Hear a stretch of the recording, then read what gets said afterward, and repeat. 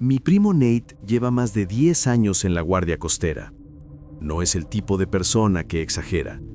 No cree en cosas raras. No consume historias de terror. No habla de energías, presencias ni señales. Es un hombre práctico, metódico. Le gustan los barcos, los procedimientos claros y las cosas que tienen una explicación lógica.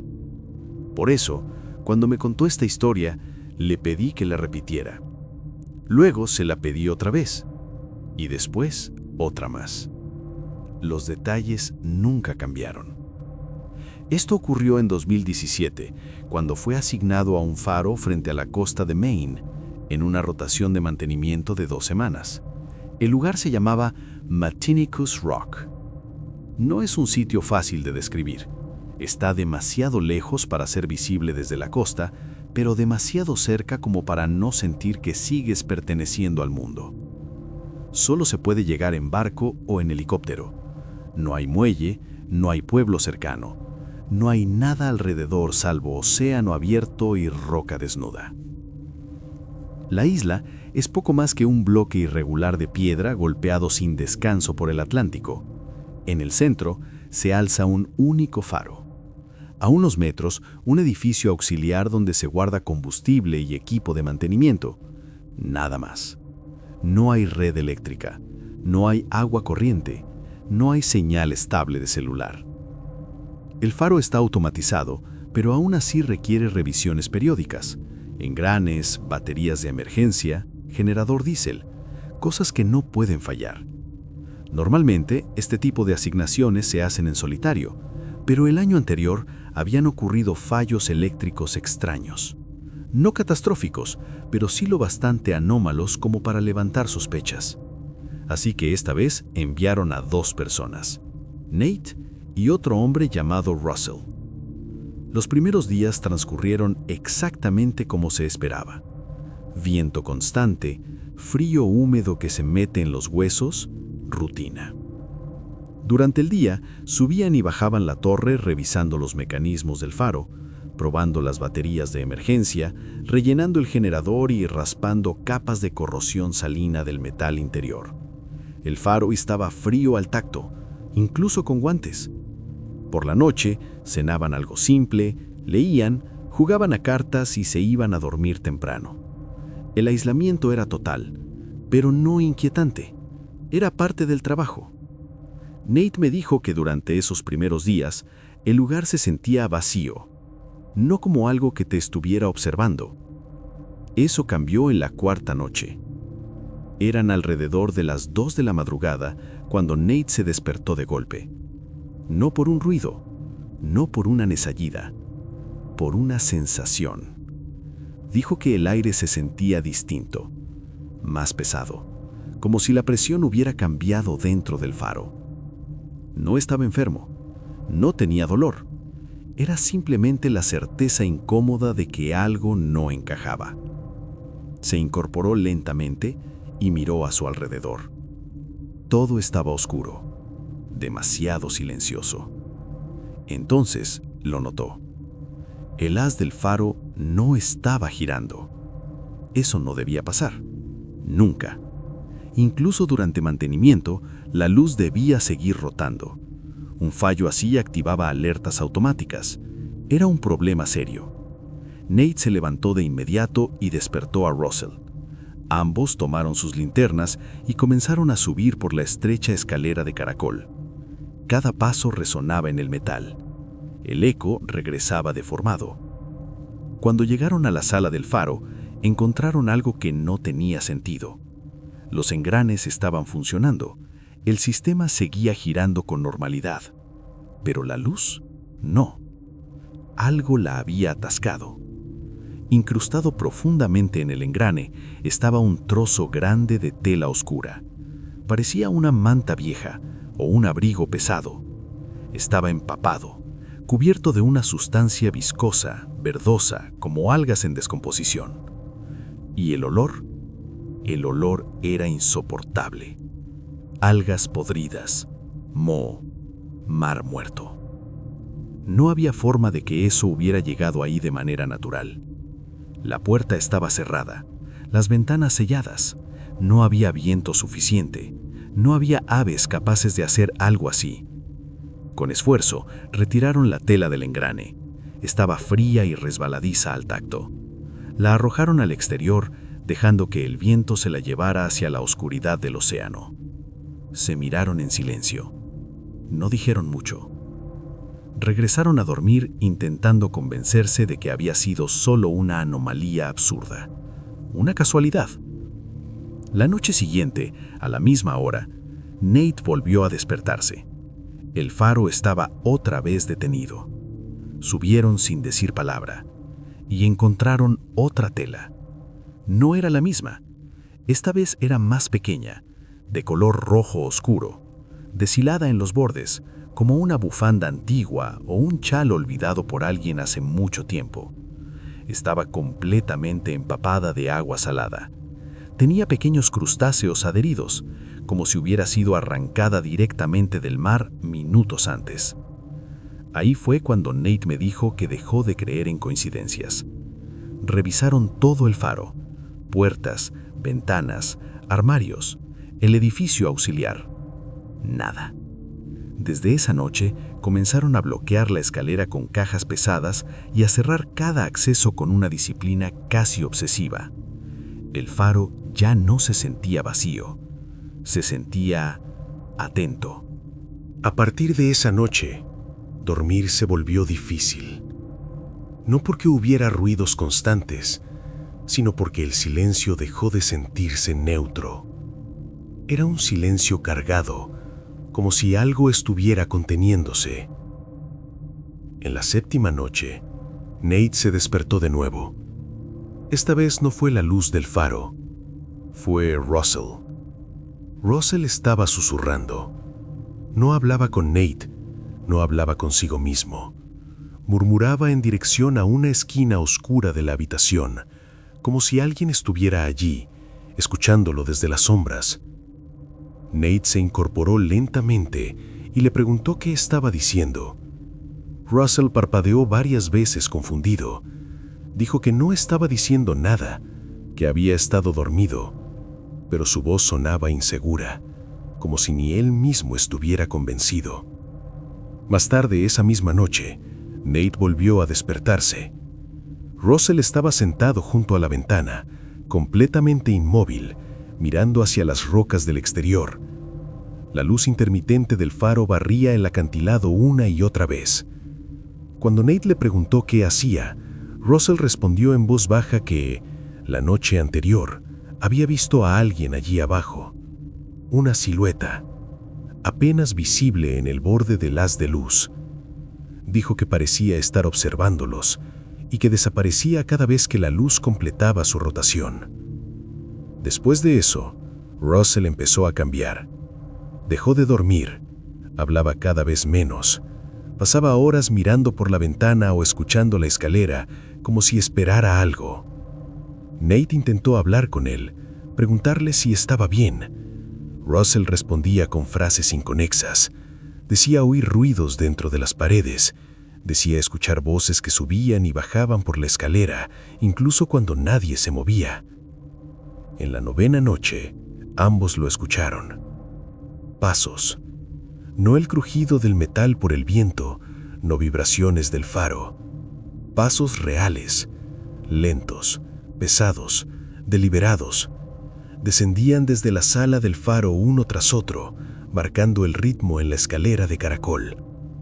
Nate miró a Russell.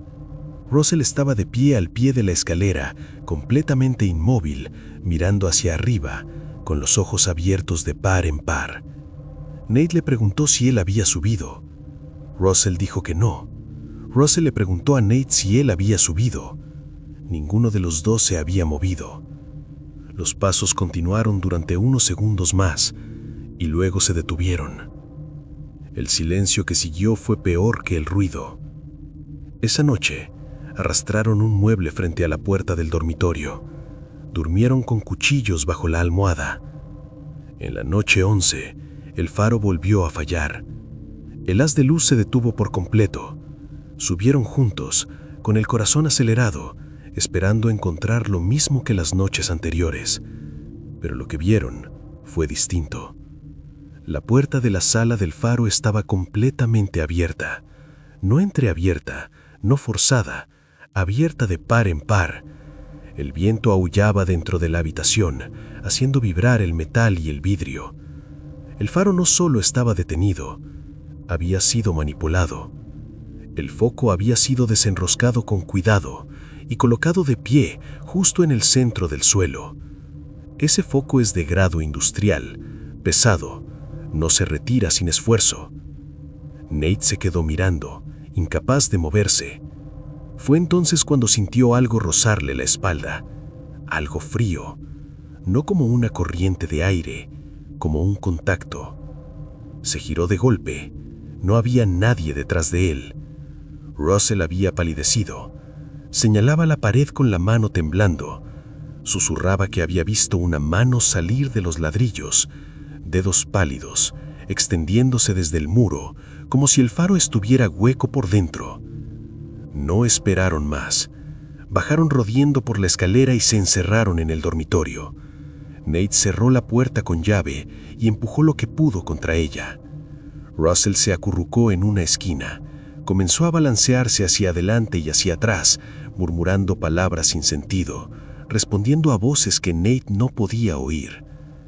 Nate no durmió. Se quedó sentado, con el cuchillo en la mano, esperando el amanecer.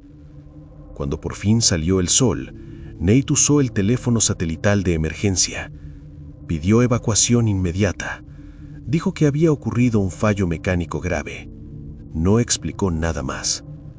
El barco llegó esa misma tarde, pero antes de que subieran a bordo, uno de los tripulantes les preguntó algo extraño. Les preguntó por la llamada de auxilio recibida a las 2:12 de la madrugada. Nate se quedó helado. Él no había hecho ninguna llamada a esa hora. El tripulante dijo que el mensaje estaba lleno de interferencias, mucho ruido estático, pero entre el ruido, una voz logró pasar. Decía que alguien estaba allí con ellos. La transmisión se cortó poco después. Durante todo el viaje de regreso, Russell no dijo una sola palabra. Meses más tarde, dejó la guardia costera para siempre. Nunca contó públicamente lo que ocurrió en Matinicus Rock. Nate sigue trabajando en mantenimiento, pero hay una cosa que tiene clara. Nunca, jamás, volverá a ese faro.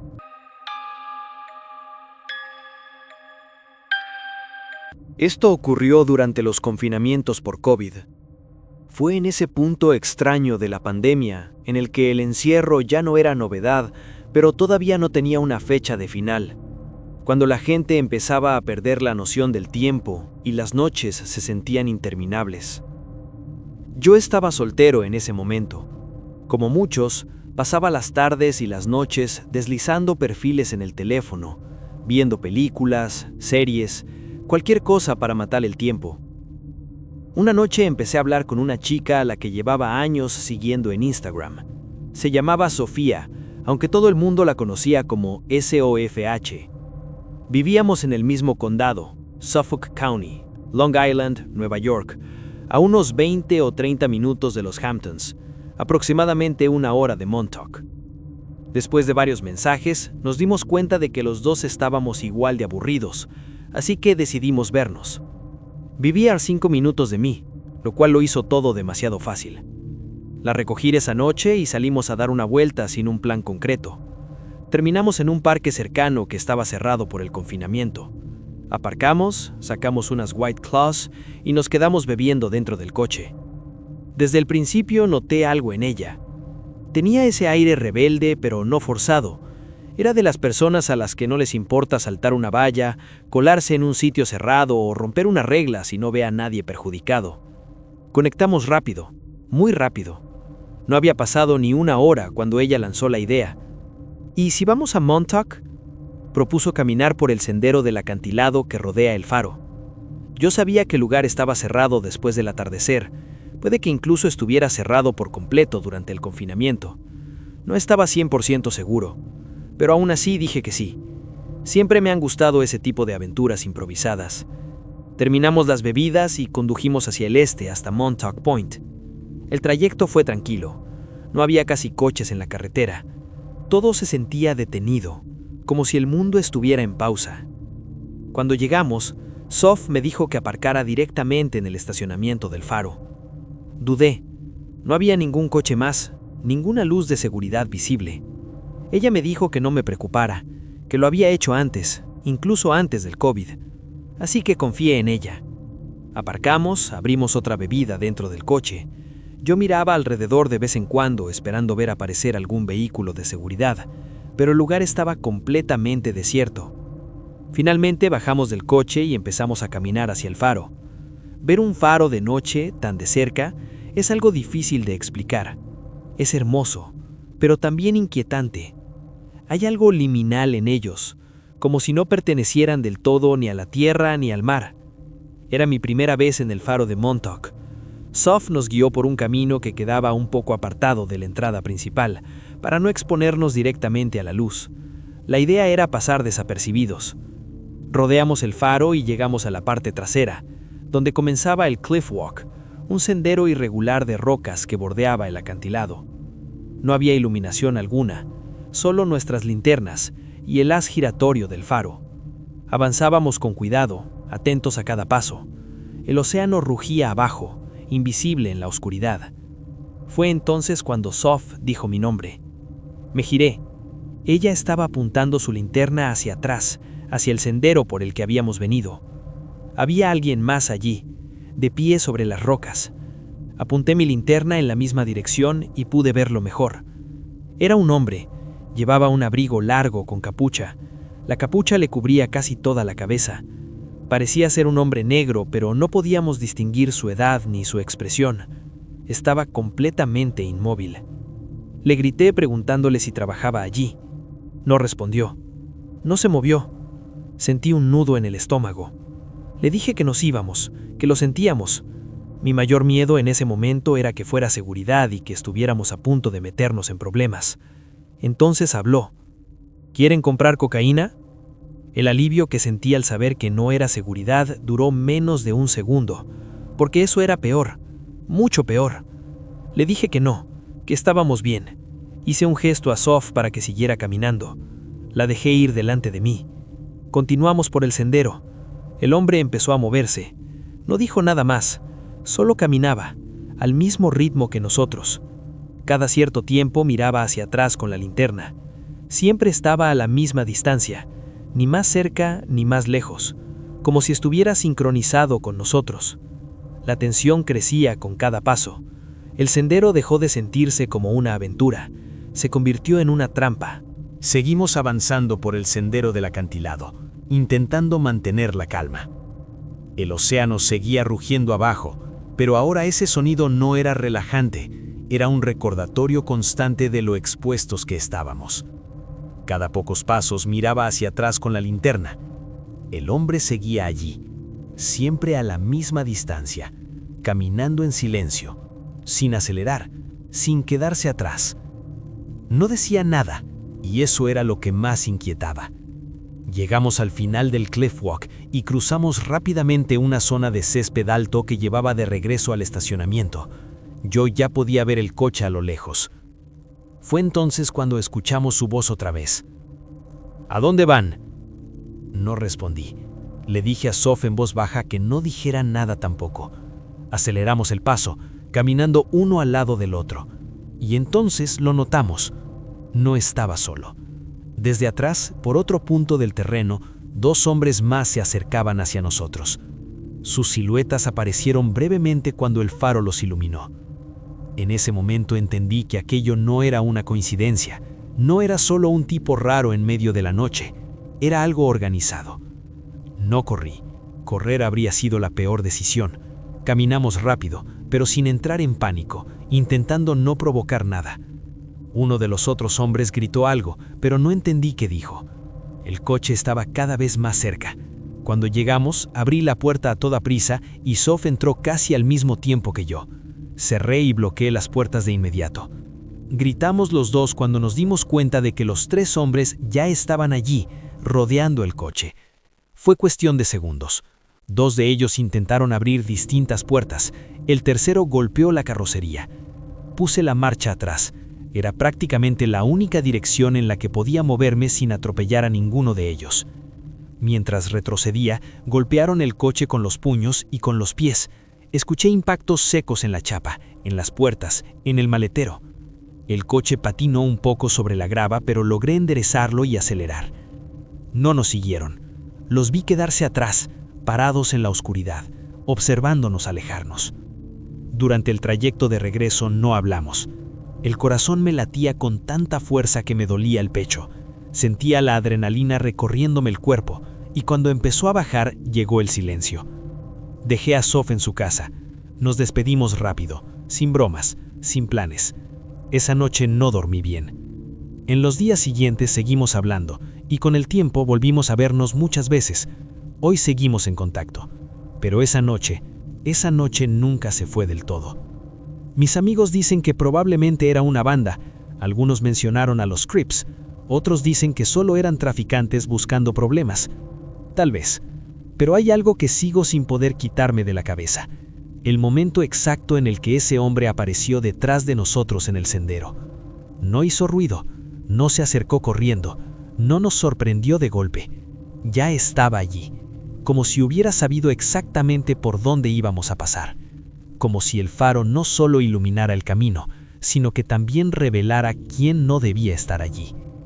No tengo ningún interés en volver a Montauk de noche, no por miedo al faro, sino por las cosas que parecen moverse mejor en la oscuridad, cuando creen que nadie las está mirando. Mi nombre es Gregory. La historia que voy a contar no es mía. Me la contó un viejo amigo llamado Ian. Ian era de esas personas que solo necesitas conocer una vez para saber que no exagera.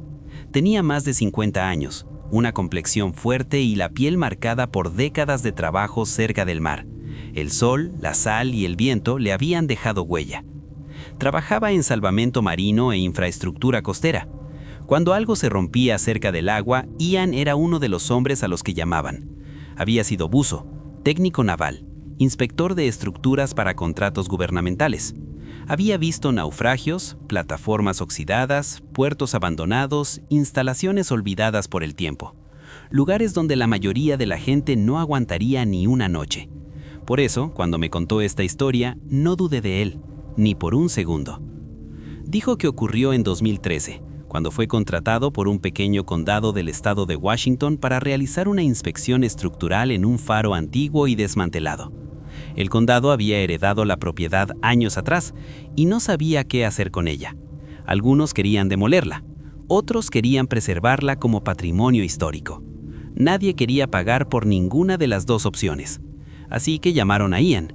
Su trabajo era simple, en menos en teoría: ir solo, inspeccionar el lugar por dentro y por fuera, determinar si era estructuralmente seguro o si debía sellarse de forma permanente. El faro estaba ubicado en una isla rocosa remota, aproximadamente a 1 hora del continente. No era una isla grande, apenas un trozo de piedra y tierra, quizá unos 100 metros de ancho. No había árboles, no había construcciones adicionales, solo el faro, un cobertizo para el generador y restos oxidados de antiguos andamios olvidados hacía décadas. No había muelle, solo una repisa natural de roca donde, con marea alta, una embarcación pequeña podía dejar o recoger a alguien. Ian empacó ligero: comida para 4 días, un saco de dormir, herramientas básicas, un portapapeles y una radio marina de 2 vías.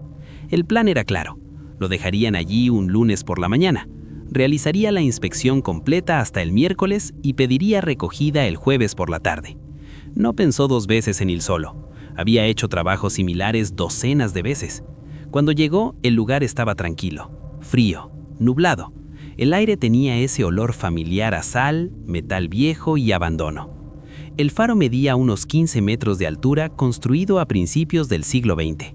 En el interior, una escalera de caracol de metal subía hasta la sala del faro. La lente llevaba décadas sin funcionar, pero la estructura parecía sólida. Ian comenzó con su rutina habitual.